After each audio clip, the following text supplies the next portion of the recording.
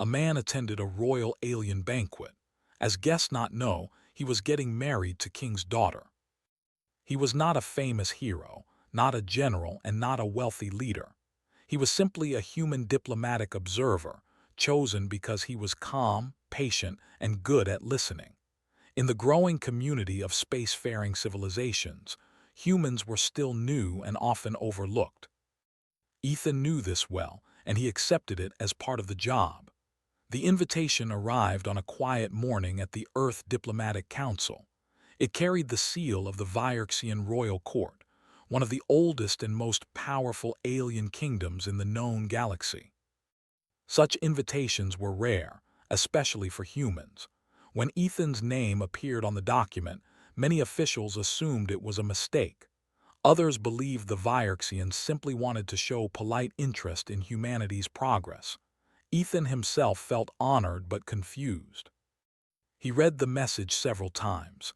It spoke of a royal banquet, cultural exchange, and peaceful dialogue. Nothing more. There were no warnings, no special notes, and no hidden meanings, at least none that human translators could find. After a short briefing and many reminders to behave carefully, Ethan boarded a diplomatic vessel and began his journey. The trip to Vierxia took several days through safe travel lanes. As the ship moved through open space, Ethan studied everything he could about Vierxian culture. They were tall, graceful beings with skin that reflected light like polished stone. They valued tradition deeply and followed rituals older than many human nations. What Ethan did not find, however, were details about their royal ceremonies. Much of that knowledge was restricted or untranslated. When the ship finally arrived, Ethan stood at the observation window and stared in quiet amazement. Vierxia was beautiful beyond expectation. Its cities rose like living sculptures, glowing softly under a golden sky. Massive structures curved naturally, as if grown instead of built. Flying transports moved silently through the air, following patterns that looked more like art than traffic. As Ethan stepped onto the royal landing platform, a welcoming group awaited him. Royal guards stood in perfect formation, holding ceremonial staffs rather than weapons. Their faces were calm but unreadable. A tall Vierxian official approached and offered a formal greeting through a translation device. "Welcome, honored guest of Earth," the official said. "The king acknowledges your presence." Ethan returned the greeting with a polite bow, careful not to offend. He was escorted through wide halls filled with light and color. Murals covered the walls, showing scenes of ancient events, alliances, and celebrations. Ethan noticed that humans did not appear in any of them. It reminded him how new his people truly were on the galactic stage. The banquet hall was enormous. Long tables curved around the room, arranged in a way that focused attention toward a raised platform at the center. Above, soft lights shifted slowly, changing colors like a calm sky at sunset. Alien nobles filled the hall, representing many species allied with the Vierxian kingdom. When Ethan entered, the hall grew quiet. Conversations stopped. Eyes turned toward him. Some faces showed curiosity, others surprise, and a few something close to concern. Ethan felt suddenly small, like a single voice walking into a room full of history. Still, he kept his posture steady and walked forward as instructed. A seat had been prepared for him near the center, not at the far edges where guests usually sat, but closer to the royal platform. Ethan hesitated for a moment before sitting down. He assumed it was a gesture of respect, though it felt unusual. He reminded himself to stay calm and observant. The king of Vierxia soon appeared. He was taller than most others, his presence commanding without effort. His crown shimmered with energy rather than jewels, and his expression was thoughtful, almost measured. Beside him stood the Princess Salith. She was quieter, her movements controlled, her gaze sharp. When her eyes met Ethan's, she did not look away. Ethan noticed it, but he did not understand its meaning. The banquet began with music that flowed gently through the hall. Servants moved with practiced grace, placing dishes before each guest. The food was carefully prepared to be safe for different species, including humans. Ethan appreciated the effort and tried a few small portions, noting the unfamiliar but pleasant flavors. As the evening continued, Ethan became aware of subtle oddities. Symbols glowed faintly above certain tables. Soft tones sounded at specific moments, like signals. Each time Ethan moved or spoke, a quiet reaction followed among the nobles. It was not hostile, but it was focused. Intent. Ethan assumed he was simply being observed as a representative of a new species. That was normal. Still, a strange feeling settled in his chest, as if he had stepped into something far larger than a dinner event. At one point, a servant placed a small ceremonial cup before him. The liquid inside shimmered gently. A nearby Vierxian noble nodded politely, encouraging him to drink. Trusting the safety checks, Ethan raised the cup and took a careful sip. Across the hall, a low hum of approval spread. Ethan paused, unsure if he had done something wrong. He looked toward the royal platform. The king watched him closely, while the princess's expression softened just slightly. As the meal came to an end, the king rose from his seat. The hall became silent once again. Ethan straightened in his chair, preparing for a formal address. This was the moment he had expected from the beginning, a speech about unity, peace, and cooperation. Instead, the king spoke words that carried a weight Ethan did not recognize. "Tonight," the king said, "we honor tradition and future together." The translator conveyed the message, but something about the tone made Ethan uneasy. The king continued, speaking of ancient bonds, of choices made under shared skies, and of guests who became more than guests. Ethan listened carefully, trying to understand. The phrases felt symbolic, ceremonial, and oddly personal. Then the king's gaze turned directly to him. Ethan stood, believing it was time for him to respond. As he rose, lights brightened above his seat, forming glowing patterns in the air. A soft chime echoed through the hall. Several nobles bowed their heads. Ethan's heart began to race.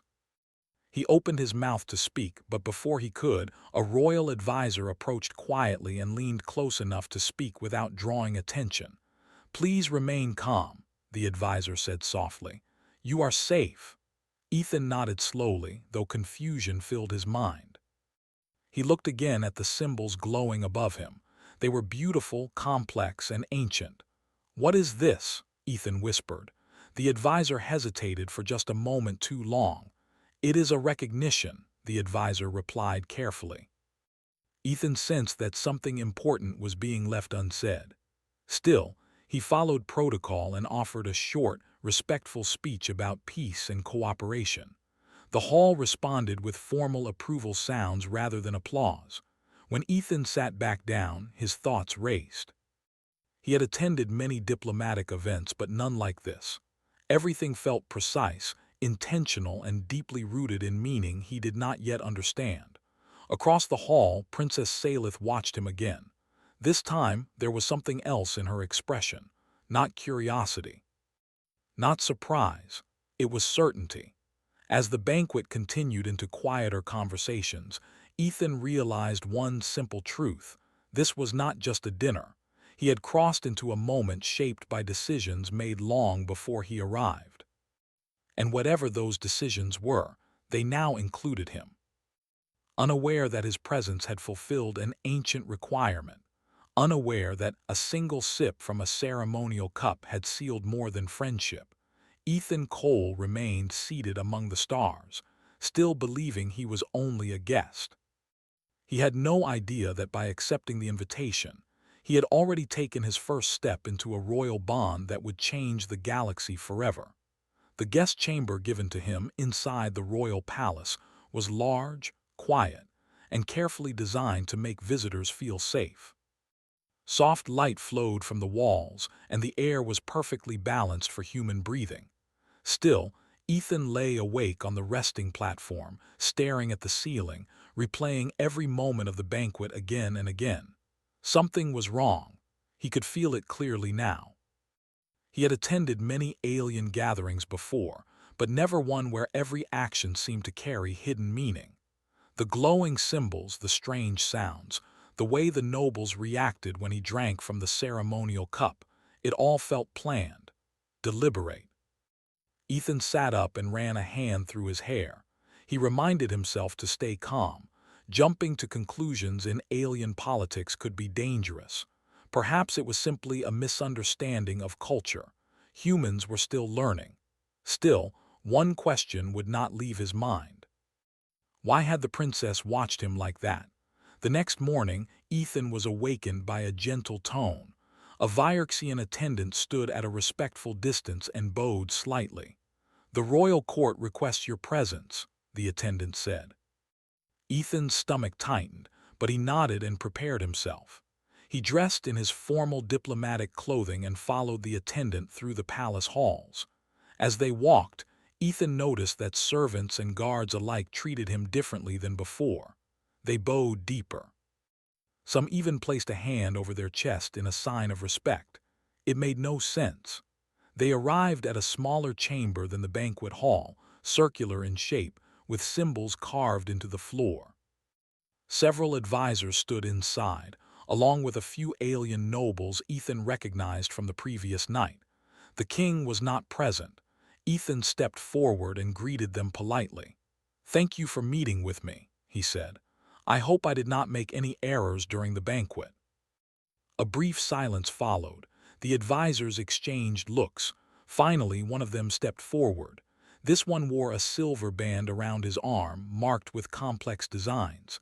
"You conducted yourself correctly," the advisor said. "There was no error."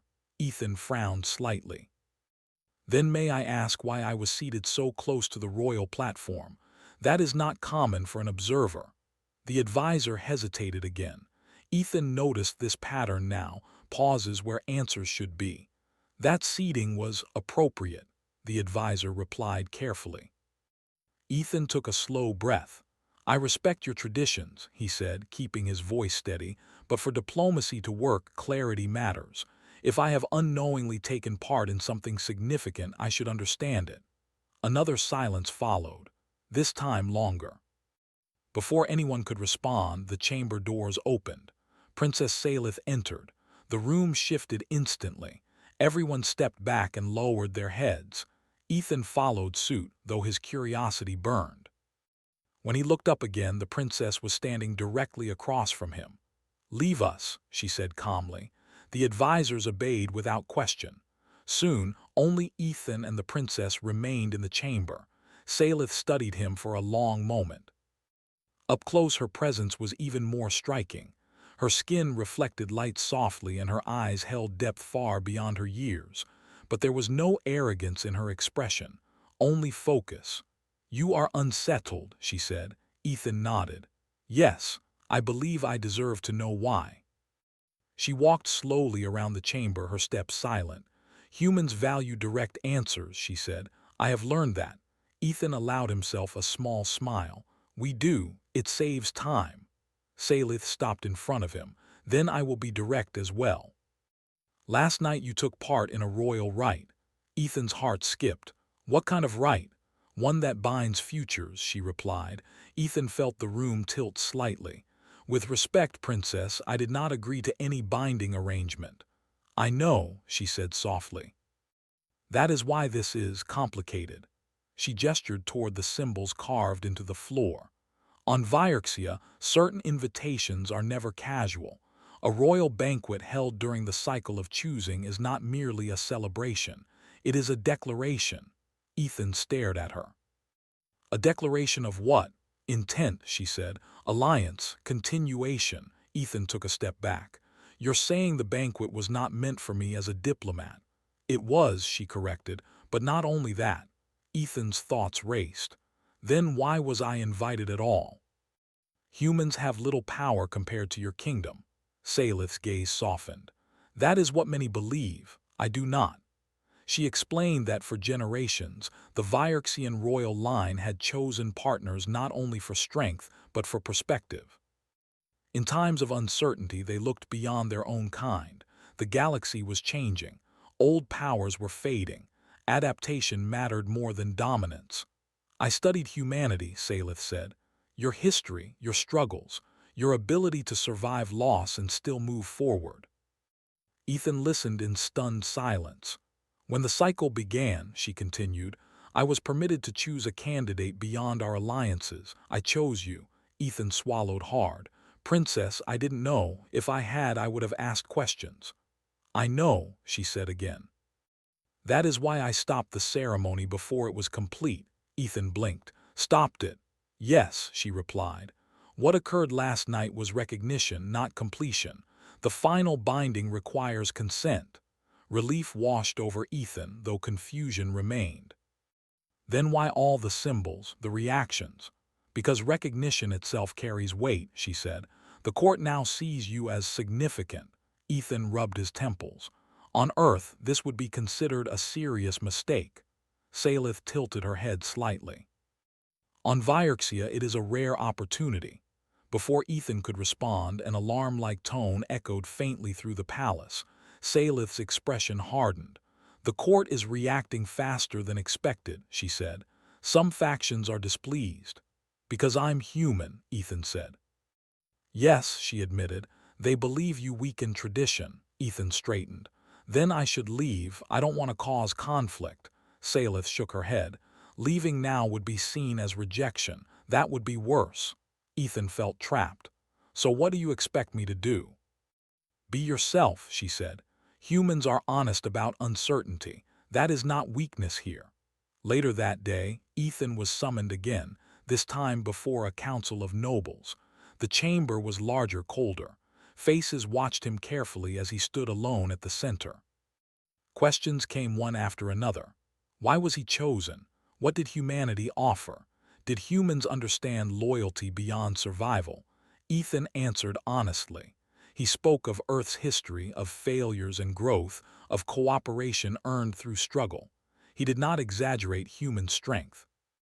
He spoke of adaptability, of learning, of choosing hope even when logic said otherwise. Some nobles dismissed his words. Others listened. Through it all, Princess Salith remained silent, observing. When the session ended, no decision was announced. Ethan was escorted back to his chamber, exhausted. As the palace lights dimmed for evening, Ethan stood by the window, gazing at the alien sky. He felt the weight of something pressing down on him, not fear but responsibility. He had come as a guest. Now, without meaning to, he had become a question the entire kingdom had to answer. And somewhere deep within the palace, ancient traditions stirred, preparing to test whether a human truly belonged in a future written among the stars. Ethan Cole woke early on the third day, though he had barely slept. His thoughts kept moving in circles, returning again and again to the same truth. He was no longer just a visitor. Every step he took now carried meaning far beyond himself. When he left his chamber, the palace felt different. Guards stood straighter when he passed. Servants paused and bowed, their gestures careful and respectful. Ethan answered each greeting politely, but inside he felt uncomfortable. Respect that came without understanding felt heavy. He was escorted to a quiet garden within the palace walls. The space was open to the sky, filled with tall, crystal-like plants that caught the light and scattered it softly. At the center of the garden, Princess Salith stood alone.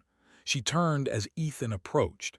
There was no formal posture this time, no audience. Just two individuals standing in shared uncertainty. I thought humans preferred mornings, she said lightly. Ethan managed a small smile. We do, it helps us think. Then we will think together, she replied. They walked slowly along the stone path. For a while, neither spoke. The silence felt less tense than before, more thoughtful. I want to be clear, Ethan said finally.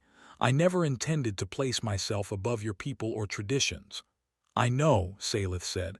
That is why I chose you. He looked at her, surprised. That still confuses me. She stopped near a pool of glowing water. Most who seek power do so loudly. You did not seek anything. You listened. You observed. That matters. Ethan considered her words. On Earth, that often goes unnoticed. On Vyrexia, she said, it is rare. She explained that her world stood at a crossroads. Old alliances were failing. Nearby systems grew restless. Strength alone was no longer enough to keep peace. The next ruler would need new ways of thinking. My people fear change, she said quietly. But fear cannot guide the future. Ethan understood that feeling all too well. Before he could respond, a Vyrexian messenger approached, bowing deeply. Princess, the council has invoked the trial of worth. Ethan felt his chest tighten. Trial. Salith's expression remained calm, but her eyes darkened slightly. It was expected. They wish to test whether you are worthy of recognition. Test how? Ethan asked. Through challenge, she said. Not of strength, of judgment. The trial of worth was not a single event, Ethan soon learned, but a series of evaluations rooted in ancient custom. It would take place over several days, and each phase would measure something different. The first trial began that very afternoon. Ethan stood inside a chamber shaped like a half-circle. Across from him sat a panel of nobles and elders. At the center was an empty seat reserved for the princess, who chose not to sit yet. A large projection appeared in the air, showing a simulated star system. Planets orbited peacefully at first, then conflict symbols appeared. Two allied worlds were on the brink of war over resources. You are placed in authority, an elder said. You may command fleets, impose laws, or withdraw entirely. Choose. Ethan studied the simulation. He asked questions instead of answering immediately. What caused the resource strain? Why had negotiations failed? What history did these worlds share? Some elders grew impatient. Others leaned forward with interest. Instead of ordering force, Ethan proposed shared management of resources and temporary sacrifice from both sides. He introduced neutral mediators and suggested long-term planning rather than immediate gain. The simulation shifted. Conflict decreased. Stability returned. The elders exchanged looks. The second trial came the next day. Ethan was placed in a scenario where a leader had to choose between saving a large population or protecting a smaller group that held critical knowledge. Ethan struggled openly. He did not hide the difficulty of the choice. In the end, he chose to protect the knowledge holders but immediately committed resources to rescue as many others as possible. You did not choose perfectly, one noble said. No, Ethan replied honestly. But I chose to take responsibility. That answer stayed with them. Between trials, Ethan and Salith spoke often, not as royal and candidate but as individuals. She asked about Earth. He told her about cities, oceans, and the way humans argued loudly but still tried to help one another when it mattered most. He asked about her childhood. She spoke of lessons, expectations, and the quiet loneliness of being prepared for a role she had not yet chosen. By the third trial, rumors spread through the palace. Some nobles believed Ethan was changing the tone of the court. Others feared he was influencing the princess too deeply. That fear turned into action. During the fourth evaluation, an elder challenged Ethan directly. Humans are fragile, the elder said. Your bodies are weak, your lifespan is short. Why should our future include you? The chamber went silent. Ethan did not react with anger. He nodded slowly. You're right. Humans are not the strongest or longest lived. He paused, then continued.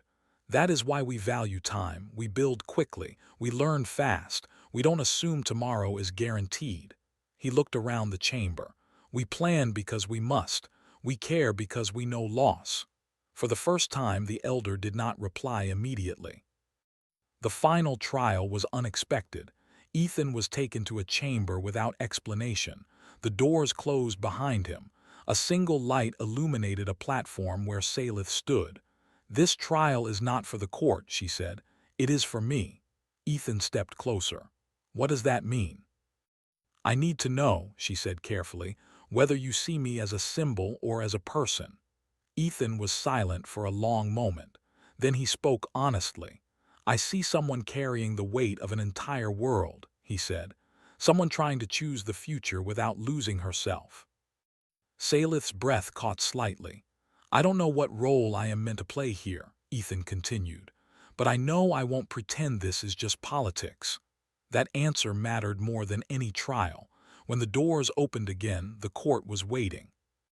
The king stood among them now, watching closely. The elders spoke among themselves, voices low. Tension filled the chamber. Finally, the king raised his hand. The trials are complete, he announced. The candidate has shown worth, not by our measures alone, but by his own. Some nobles bowed, others remained still, uncertain. The king turned to Ethan. You have changed nothing, he said, and yet everything feels different. Ethan did not know how to respond, so he simply bowed his head. That night, alone once more in his chamber, Ethan felt the weight shift. The trials were over, but the choice ahead was greater than any test. He was no longer being judged. He was being considered. And in the quiet of the palace, beneath an alien sky, Ethan realized that the future was no longer something happening around him. It was something waiting for his answer.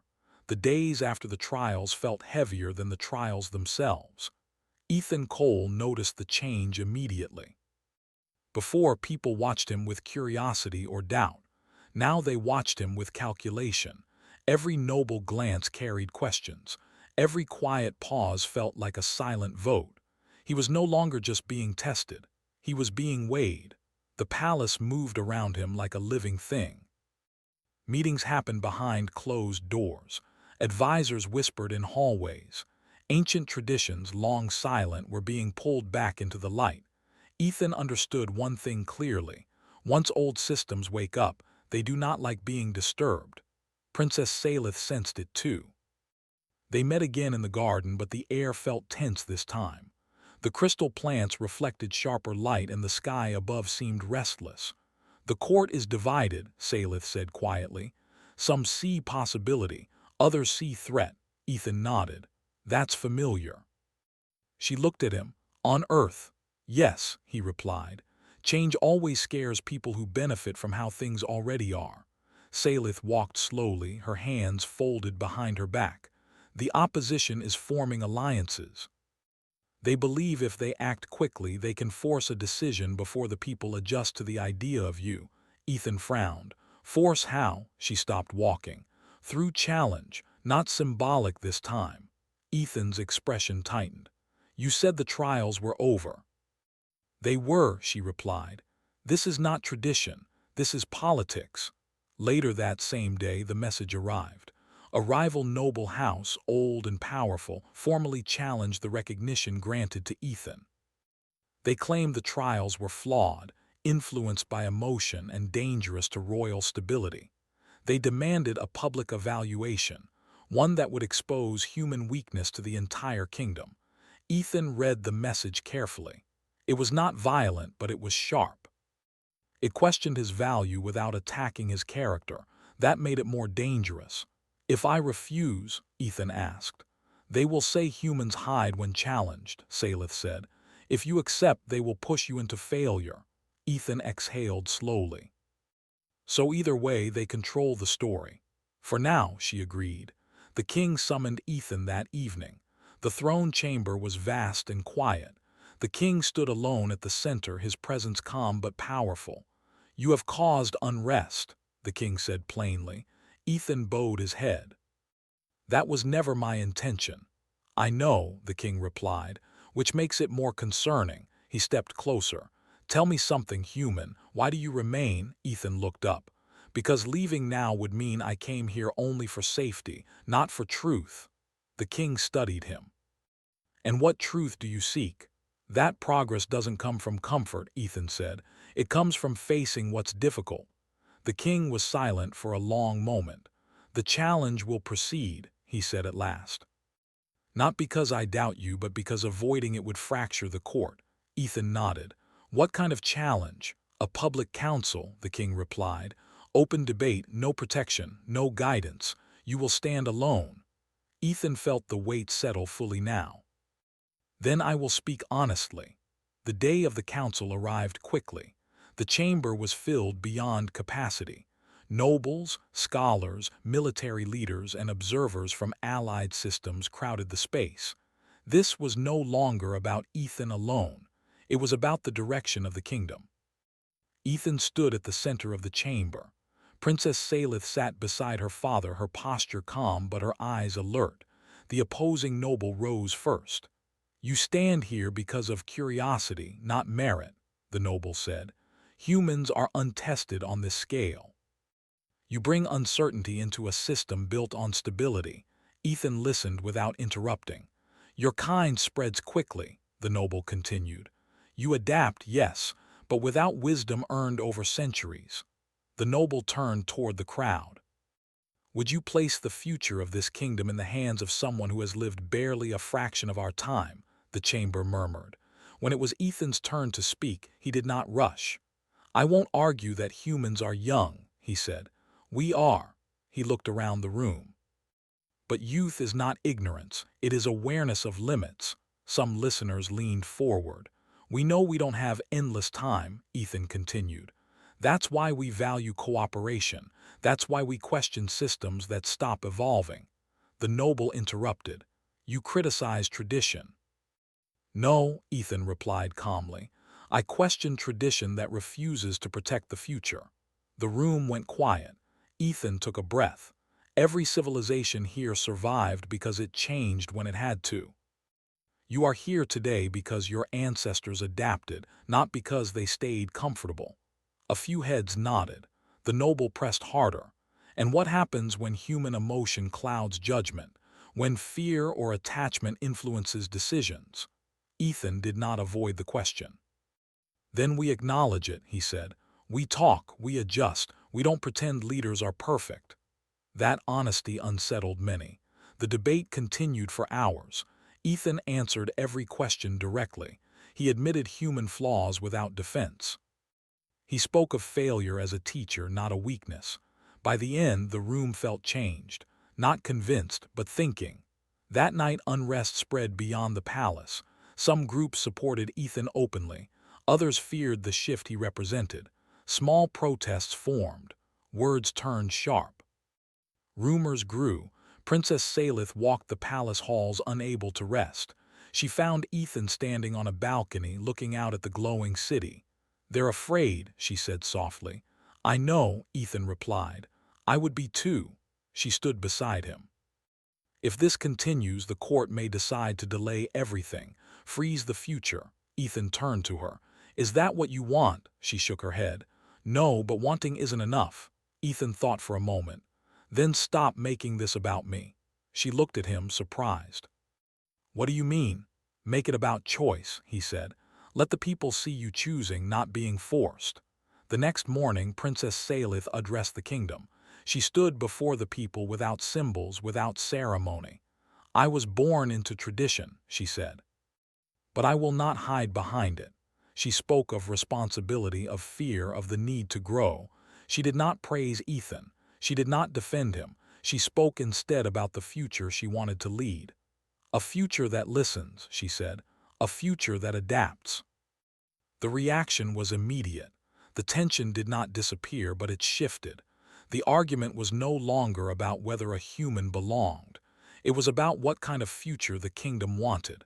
That night, Ethan felt something ease inside him. He had not won, but he had opened a door. And once opened, it would never fully close again. The palace was quiet in a way Ethan Cole had never felt before. It was not the calm of rest. It was the calm that comes before a final decision. From his chamber window, Ethan watched the city of Vierxia glow under the alien night. Lights moved gently through the air, and distant towers reflected the stars. Somewhere below, millions of lives continued as normal, unaware that the future of their world, and perhaps many others, was about to change. Ethan rested his hands on the railing and took a slow breath. He had come farther than he ever expected. What began as a simple invitation had turned into responsibility on a scale no human had ever carried alone. Footsteps approached behind him. "You always stand here when you are thinking," Princess Salith said. Ethan turned. She was dressed simply, without royal markings. Tonight she looked less like a future ruler and more like someone facing a choice that could not be undone. "It helps me remember how small I am," Ethan said, "and how big everything else is." She stepped beside him. "My people believe rulers must never show doubt." "On Earth," Ethan replied, "we learned that pretending certainty causes more damage than admitting fear." She considered that quietly. "The council meets at first light," she said. "They will ask for my final decision." Ethan nodded. "And yours matters more than anyone else's." "Yes," she said, "but so does yours." They stood in silence for a moment, the weight of unspoken words between them. "I need to ask you something," Salith said at last. Ethan looked at her. "Anything." "If you choose to walk away tomorrow," she said carefully, "humans will remain welcome. The door will not close." Ethan felt something tighten in his chest. "And if I stay?" "Then nothing will ever be the same," she replied honestly. Ethan looked back at the city. He thought of Earth, of oceans, crowded cities, arguments, laughter, and the quiet hope humans carried even when the odds were poor. "We've always stepped into the unknown," he said. "That's how we survived." Salith studied him closely. "That is not an answer." He smiled faintly. "Then here's one. I won't stay because of duty. I'll stay because I believe in what you're trying to build." Her eyes softened, but she did not look away. When dawn arrived, the palace filled again. The great chamber was open to all. Nobles, citizens, and observers from allied worlds gathered to witness the final declaration. This was not a hidden decision. It was a public turning point. The king stood at the center, his presence steady. Princess Salith stood beside him. Ethan stood a few steps back, equal parts calm and tense. "The cycle of choosing concludes today," the king announced. "The future will be named openly." A murmur spread through the chamber. The king turned to his daughter. "Speak." Salith stepped forward.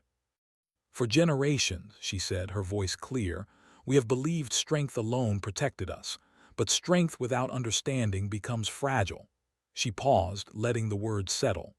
"I choose a future built on partnership, not fear, on adaptation, not pride."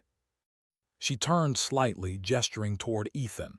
"I choose freely," she continued, "not because tradition demands it, not because pressure forces it, but because the future requires it." The chamber fell silent. The king raised his hand again. "Ethan Cole of Earth, do you accept recognition not as symbol but as responsibility?" Every eye turned toward Ethan. He stepped forward slowly. "I came here as a guest," he said. "I stayed because I was given a chance to speak honestly." He looked around the room. "Humans are not perfect, we never claim to be, but we learn, we change, and when we commit, we do so fully."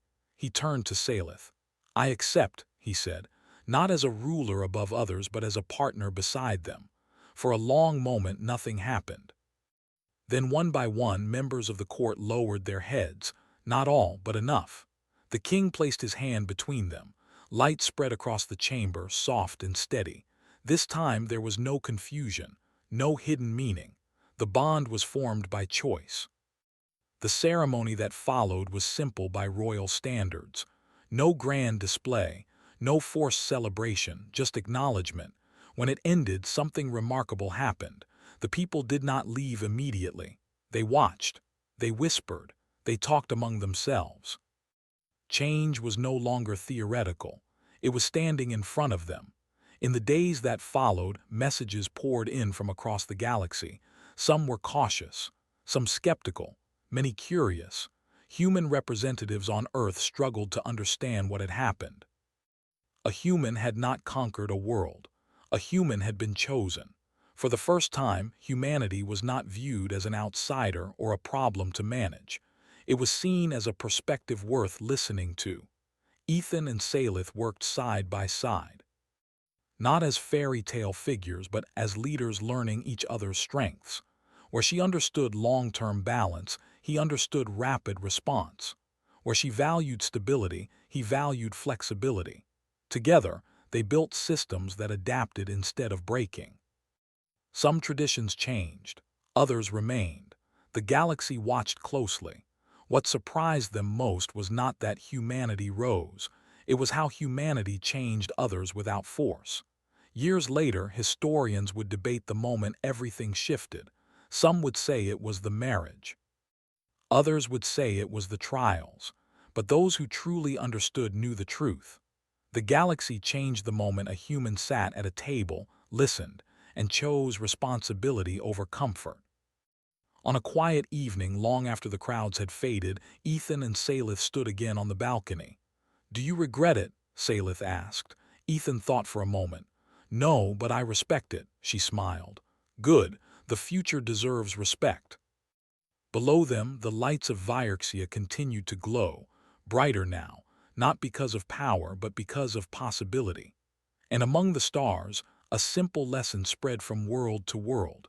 Never underestimate a species that survives by adapting, and never assume a guest is only a guest.